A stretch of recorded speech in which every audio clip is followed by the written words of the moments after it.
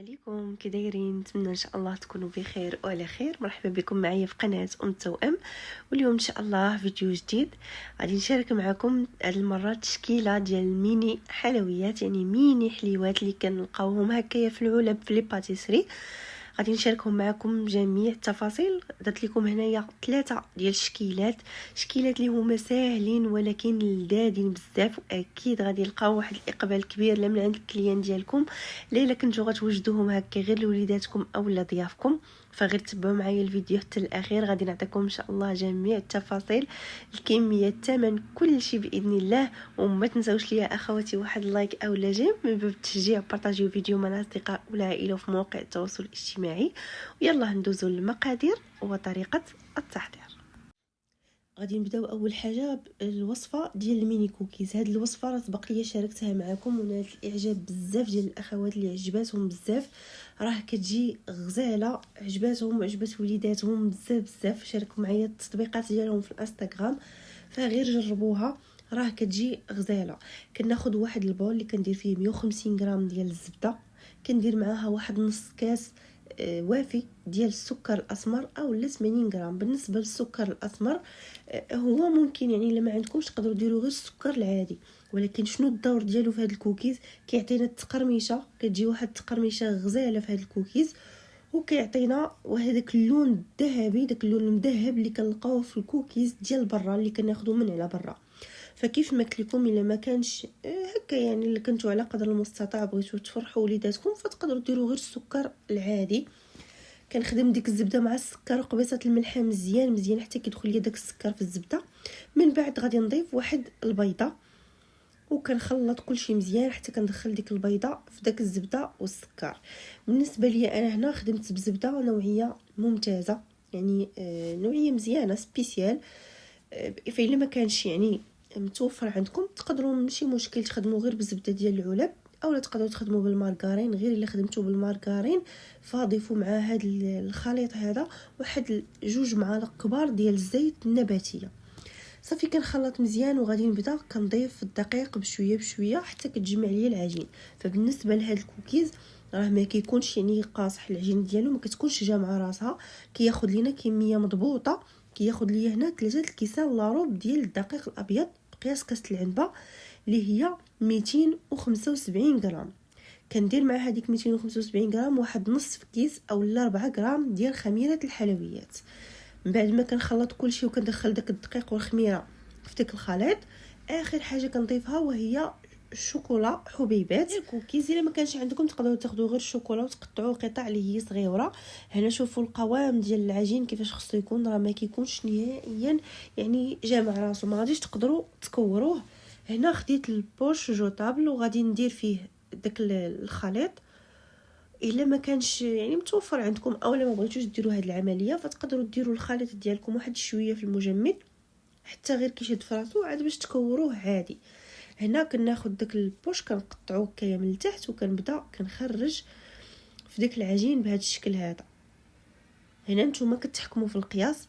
هما هاد الميني كوكيز راه كيكونوا صغيورين اللي كنشوفوهم في المخابز كيتخدموا بهاد الطريقه، يعني كيتخدموا في البوش وكنتي كتحكمي في القياس. كيف ما قلت لك تقدري تكوريهم هكايا غير صغيورين، ولكن هاد الطريقه كتجي اسهل. الا بقيتو كتكوروا فيهم هكايا صغيورين غادي يعذبوكم شويه.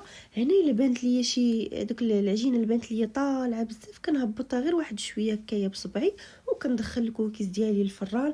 الفران اللي مسخن من قبل، نار اللي هي مهيله بالنسبه للفران ديال الغاز غير من الاسفل حتى كيطيبوا من التحت وكيذهبوا. كنهبطهم يتحمر لهم الوجه ديالهم.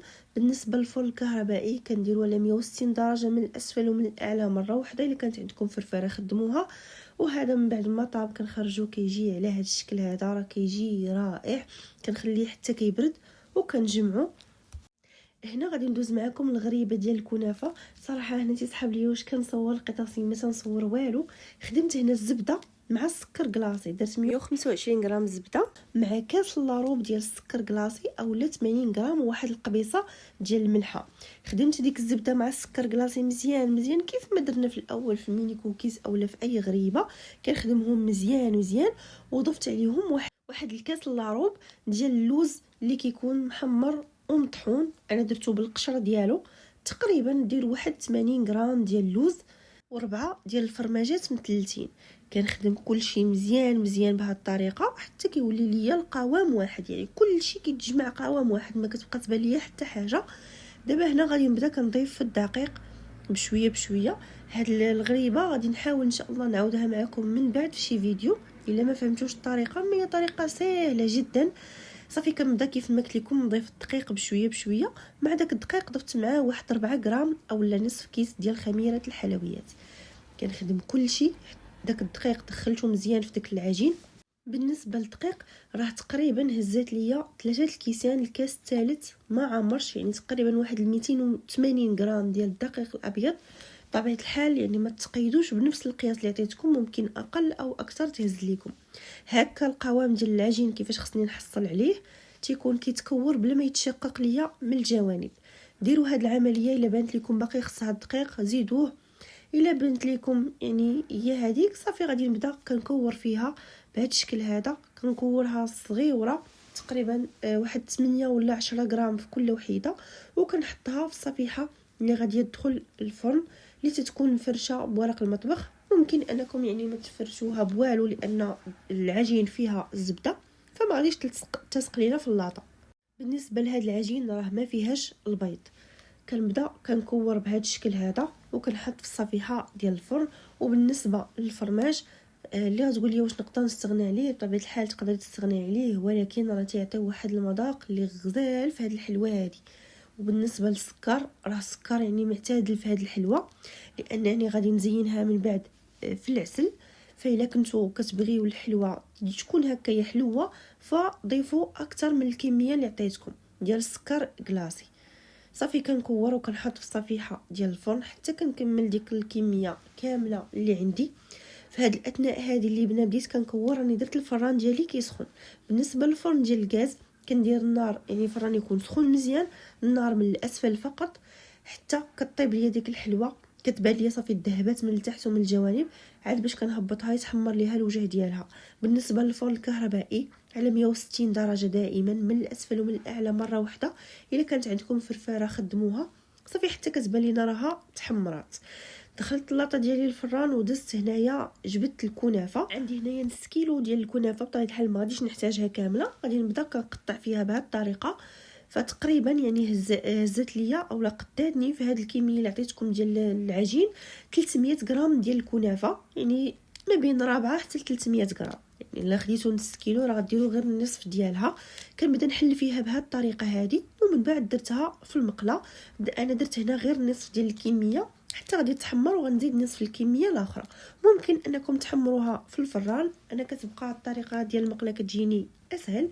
كنديرها في المقله وكنبقى مره كنحرك فيها بهذا الشكل هذا. ضروري تبقاو تحركوها لانها كتحمر من التحت قبل من الفوق. بقاو نحركوها بهذه الطريقه وكنبقى مره كنفرستها حتى كتولي ليا بهذا الشكل هذا كلها محمره قياس واحد. صافي دابا مباشره كنحيدها من المقله، وكيف ما قلت لكم ضروري المقله تكون مهيله. الحلوه هنايا من بعد ما طابت وخرجتها من الفران خليتها حتى بردات. كيف ما كتشوفوا الشكل ديالها كيفاش كتجي، راه عرفتوا تاكلوها غير هكا، راه كتجي لذيذه وبنينه بزاف. صافي هنا كنحتاج العسل وكنحتاج ديك الكنافه. هنا كنفندها اولا كنغطسها في العسل وغادي نديرها في الشبيكه حتى كتسقطر غير شويه، وعاد باش غادي نديرها في الكنافه. يعني تقريبا هنا ملي كنديرها في ديك الشبيكه راه ما كاملاش واحد دقيقه وكنديرها في الكنافه. علاش كندير هذه العمليه؟ غير باش كتجي الخدمه مفينيه، لان العسل راكم عارفين كيكون باقي، يعني ملي ما كيتسقطرش مزيان كيكون باقي من التحت. اول حاجه غنديرها في الكنافه كلها غتعمر ليا عسل، وثاني حاجه غادي تجي ديك الطبقه واحد الطبقه سميكه من التحت ديال العسل مع الكنافه، وما كيجيش لا شكل زوين، وحتى في المذاق غادي تجي كتقهم بالحلاوه. كنسقطر كيف ما شفتوا غير بواحد 4 بالخمسة، وكنهز ونحط في الكنافه. كنحاول انني نفندها مزيان بهذا الشكل، وصافي كنعاود نحطها في شبيكه اولا في لاطه في صفيحه في شنو ما عندكم. كنبقى نستمر يعني في هذه العمليه هذه حتى كنكمل الكميه كامله اللي عندي، وعاد باش كنخليها يعني حتى كيشد فيها داك العسل والكنافه مزيان، وعاد باش كنجمعها في واحد البواطه. بطبيعه الحال الا كنتو غتخدموها للكليان ديالكم كتجمعوها في البواطه اللي غادي تعطيوها لهم. غادي ندوزو هنايا الميني حلوه بالتمر. هاد الحلوه راه ما نقولش لكم شحال كتجي لذيذه. في واحد البول غادي ناخذ غادي ندير نص رابعه اولا 125 غرام ديال الزبده. درت معاها واحد الكاس ديال السكر بودره اللي غتعطينا 100 غرام، واحد القبيصه ديال الملحه. غادي نخدم ديك الزبده مع السكر بودره مزيان مزيان حتى كتدخل ليا ديك الزبده في السكر وكيولي ليا على شكل بوماد. بالنسبه لهنايا اما غتستعملوا زبده نوعيه ممتازه اولا غادي تستعملوا الزبده ديال العلبه. من الاحسن ما تستعملوش في هذه العجينه هذه المارغرين، يعني من الاحسن بغيتو تستعملوها فممكن، ولكن من الاحسن باش كتعطيكم نتيجه مزيانه استعملوا يا اما الزبده يا اما المارغرين ديال العلب يا اما زبده ممتازه. من بعد هنايا ما خدمت ديك الزبده مع السكر مزيان، ضفت 2 صفار ديال البيض، صفار فقط. مع داك الصفار غادي نضيف الفاني بودره اولا كيس ديال السكر فاني اللي عندكم. تقدروا تستعملوا كيس ديال السكر بالنكهه ديال الزهر، تيعطي واحد المذاق زوين بزاف. صافي كنخدم داكشي كلشي مزيان مزيان، وغادي نبدا كنضيف في الدقيق بشويه بشويه حتى كتجمع ليا العجين.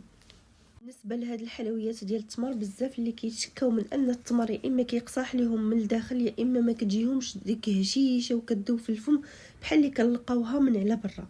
انا غادي نعطيكم جميع يعني تقريبا جميع الاسرار والنصائح باش تنجح لكم. اول حاجه بعدا كنبدا نضيف الدقيق، غير كتبان ليا تجمعات من الدقيق كنحبس، ما كنزيدش الدقيق نهائيا. صافي يعني غير ما كتبقاش تلصق ليا في اليد صافي كنحبس من الكميه ديال الدقيق.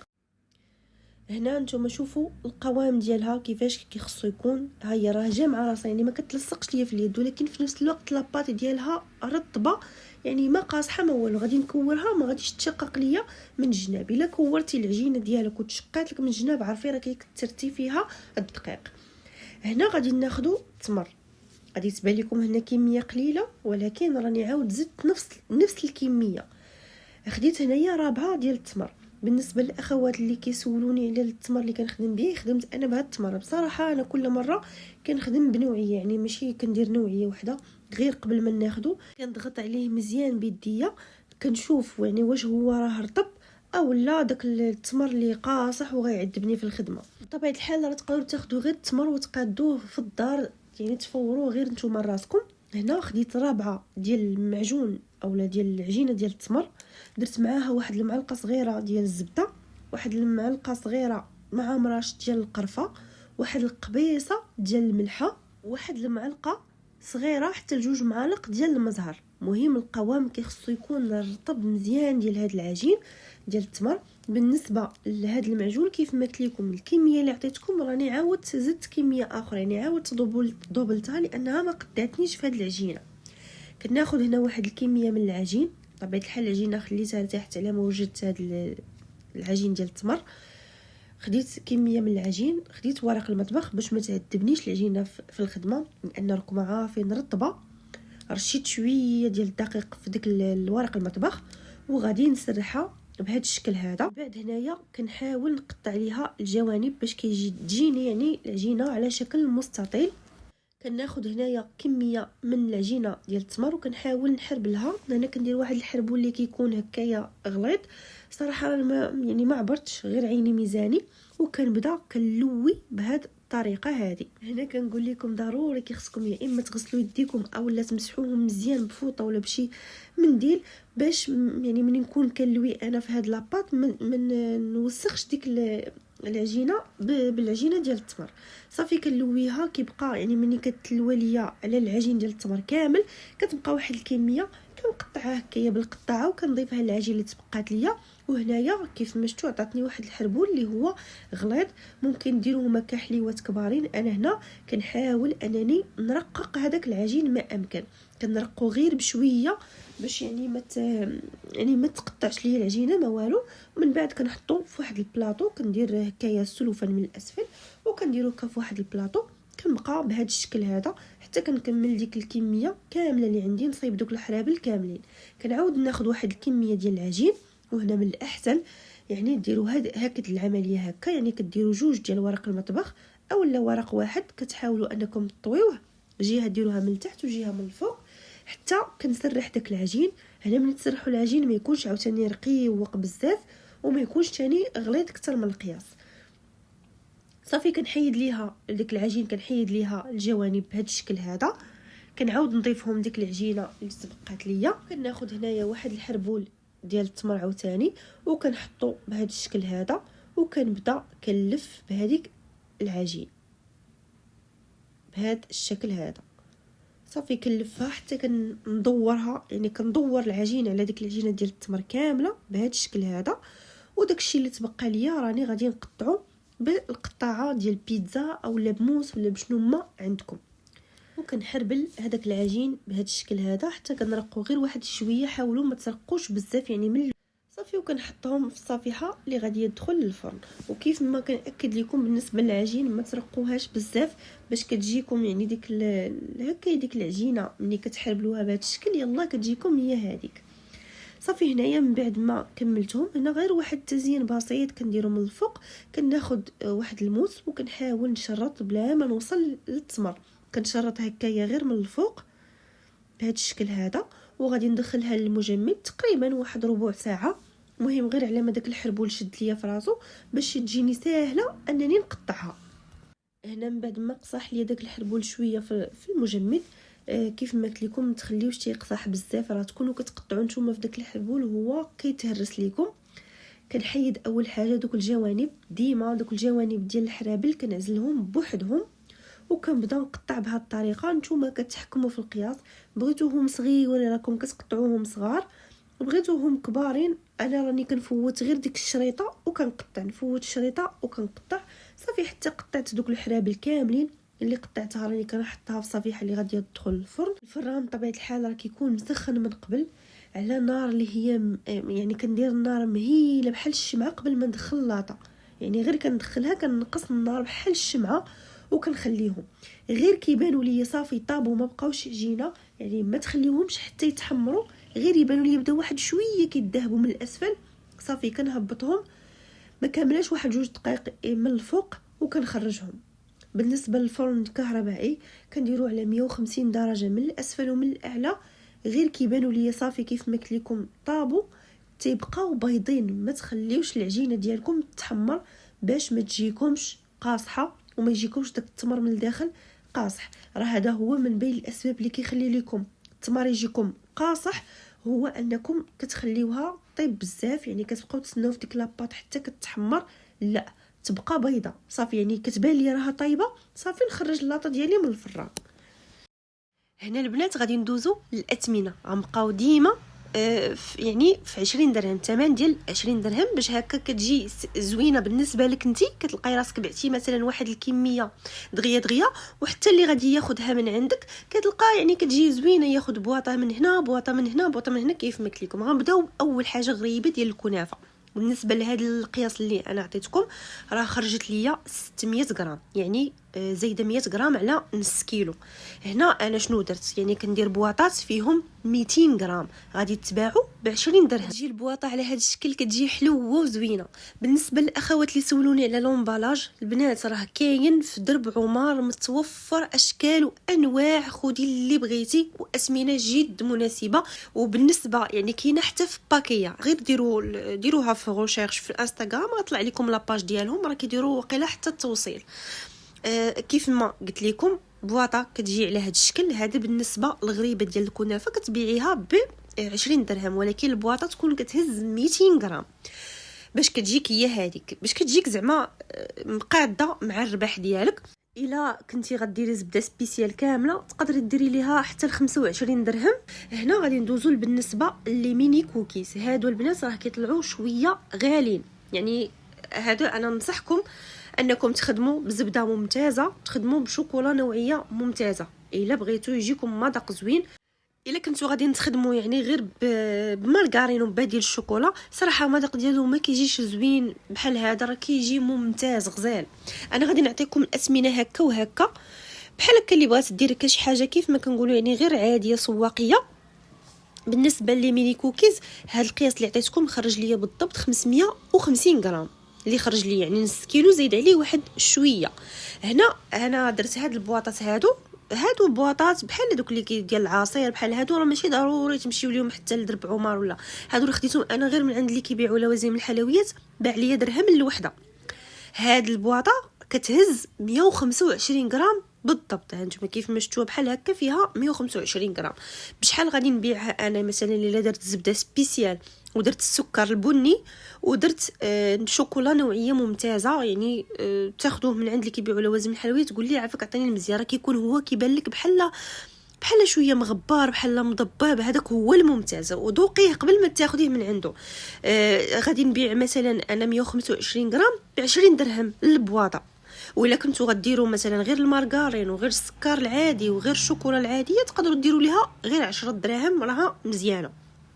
بالنسبه للحلوه ديال التمر، حلوه ديال التمر خرجت ليا 730 غرام، يعني ناقصه شويه على كيلو لاروب. كيف ما قلت هي غادي ديري 200 غرام في البواطه، وبالنسبه لهذه انا خليتها هكا كتجي زوينه. الا كنتو تقدروا يعني ديروا ليها من الفوق هكايا سكر كلاصي، من الاحسن يكون سكر كلاصي سبيسيال باش مسق فيها سبيسيال، اولا تقدروا تزيدوا في شويه في الحلاوه، يعني في السكر اللي عطيتكم زيدوا عليه شويه باش كتجيكم هي هذيك. انا درتها شويه ناقصه، كتعجبني انا هكا صراحه. بطبيعه الحال انا يعني عطيتكم الاثمنه ديال اي اخت اللي جالسه في الدار وبغات تخدم يعني من دارها. اما الا كان محل وكان ديك الساعه يعني كل وحده غادي تعرف كيفاش تقاد الثمن ديالها. كنتمنى الفيديو ديال اليوم يرقكم وينال اعجابكم. كنشكركم جزيل الشكر على حسن المتابعه والتشجيع على تتبع الفيديو الاخير. دمتم في رعايه الله والى اللقاء في فيديو قادم ان شاء الله. مع السلامه.